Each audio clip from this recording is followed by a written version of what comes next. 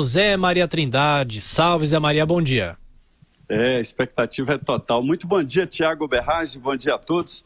Olha, Tiago, a esplanada dos ministérios está um vazio só.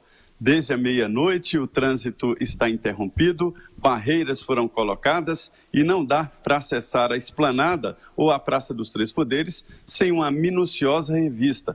Estão proibidos artefatos que possam ser usados como armas, bandeiras grandes, nem bonecos infláveis, nada que possa ser usado como arma. Até os banheiros químicos foram retirados da esplanada dos ministérios. Na última manifestação aqui, esses banheiros foram usados como anteparo para os manifestantes, que depois colocaram fogo nos próprios banheiros e provocaram uma confusão na esplanada. Toda a esplanada está dividida em grades. De um lado, do lado chamado lado sul, ficam os que estão favoráveis à prisão do ex-presidente Lula. No lado norte, os que serão contra. E os manifestantes irão até ali em frente ao Congresso Nacional. Não na rampa principal do Espelho d'Água, mas um pouco antes, na chamada Praça das Bandeiras. Praça dos Três Poderes, como antecipamos aqui, zerada. Nenhum manifestante pode ficar lá. Um decreto aqui impede manifestação na chamada Praça do Povo. É uma praça onde não há construção e existe ali o parlatório, né, usado para troca de faixa quando é trocado o presidente da República. É assim que Brasília se prepara para esse julgamento no Supremo Tribunal Federal. Quanto ao conteúdo, ainda durante a tarde de ontem, em conversas com juristas e no Congresso Nacional, ninguém arrisca um resultado, viu? Isso tudo porque o voto da ministra Rosa Weber, que é muito discreto, ainda não é conhecido. E aí pode acontecer qualquer coisa, inclusive mudança de lado de um dos ministros do Supremo Tribunal Federal. Então, a expectativa é total. O Palácio do Planalto, por enquanto, está mantendo a agenda e, inclusive, agora de manhã, uma agenda positiva, né? Às 11 horas, o presidente Michel Temer vai sancionar a lei aprovada na Câmara e Senado, que finalmente flexibiliza, não é a extinção sonhada, não, flexibiliza a divulgação da, antigamente, Hora do Brasil e agora Voz do Brasil. 15 anos de luta da ABERT, o ex-presidente Daniel Slaviero batalhou firme nisso, não conseguiu a extinção, mas pelo menos esta flexibilização. Então aqui a Praça dos Três Poderes, de um lado o julgamento do Lula e de outro uma notícia boa de pelo menos a flexibilização dessa coisa chamada Voz do Brasil. Menos mal, Augusto. Queria saber do Zé Maria se baseado na experiência que ele tem, se ele pode afirmar que esse julgamento termina hoje. Salve, Augusto. Muito bom dia. Tudo bem, Zé? É imprevisível, viu? Augusto, alguns ministros estão antecipando aí que serão votos cuidadosos, detalhados, e é verdade.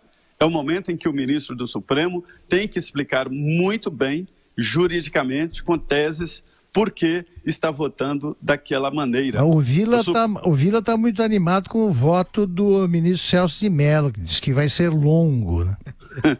Espero que não seja superior a 2 dias, né? Porque os votos dele, agora lembrando, viu, Zé, que pelo regimento e tal, pelo regimento, que eu estava observando lá o regimento da Câmara, melhor dizendo, do Senado, né? A sessão tem de começar às 14 horas, tal. Do Supremo, né? Desculpe, perdão. Do Supremo, começando às 14, diz o regimento, tem intervalo de 30 minutos, etc. Pode ser estendida dependendo da decisão do plenário e tal. Isso é o que reza o regimento. Agora, se em média cada um falar 1 hora, e acho que alguns vão falar em torno de 1 hora, nós teremos 11 horas. Ou seja, professor, eu só quero acrescentar que o advogado que é acusado de ser o retardatário ou o criador da impunidade em razão da demora nos processos, nesse julgamento tem direito a falar 15 minutos. 15 minutos, é verdade. Perfeito, correto. Zé Maria.